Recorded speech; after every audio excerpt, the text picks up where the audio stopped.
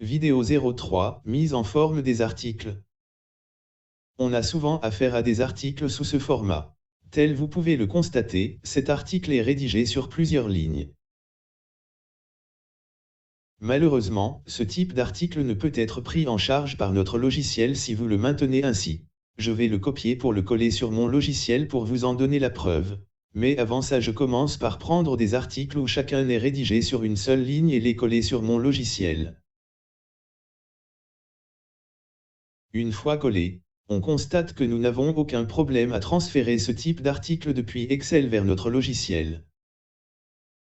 Je reprends maintenant l'opération avec le modèle d'article rédigé sur plusieurs lignes. Tel vous pouvez le constater, notre logiciel nous signale que les données sont corrompues et ne peuvent être insérées. Pour pouvoir insérer ce type d'article, il est tout de même une solution à ce problème sans que l'on modifie l'article pour qu'il ressemble à son format initial.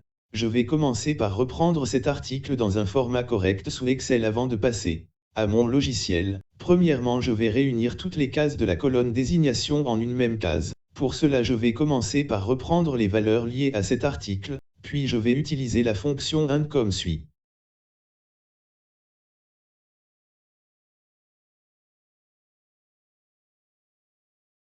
Tel vous le voyez, le contenu de toutes les cases se trouve dans une seule case, mais malheureusement il diffère de son format initial, et il est même désagréable de l'avoir ainsi.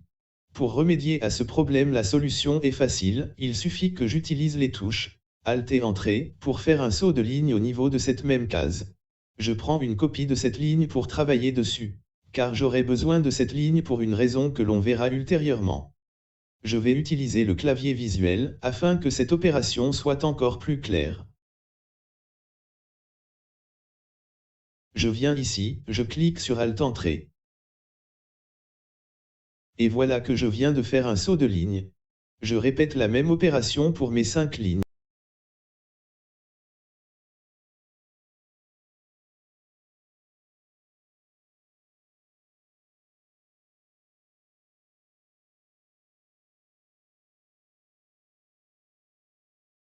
Et voilà mon article qui se retrouve identique à son format initial. Sauf que celui-ci est rédigé sur une seule ligne et en une seule case. Je copie cette ligne et je pars vers mon logiciel pour la coller dessus.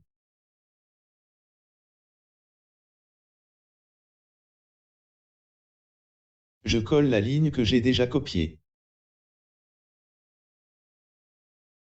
Malheureusement, et tel vous pouvez le constater par vous-même, mon article revient à son état initial.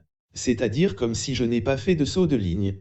En réalité, notre logiciel est conçu sur Access de Microsoft Office. Et sur ce dernier, le saut de ligne ne se fait pas avec Alt Entrée, mais avec Ctrl Entrée, sinon Entrée tout simplement. La chose que vous allez constater lorsque je clique sur Ctrl Entrée.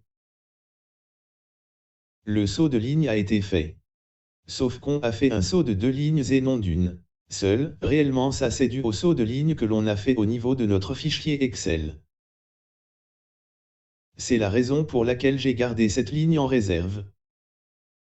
Je copie cette ligne et je reviens vers mon logiciel pour la coller sous la précédente et je vais utiliser Ctrl Entrée ou simplement Entrée pour passer à la ligne.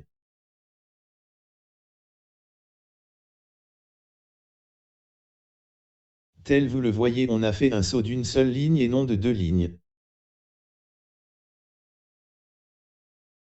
Je continue pour le reste en utilisant la touche Entrée tout simplement. Et voilà que mon article est correct, et ne diffère en rien de sa première mise en forme.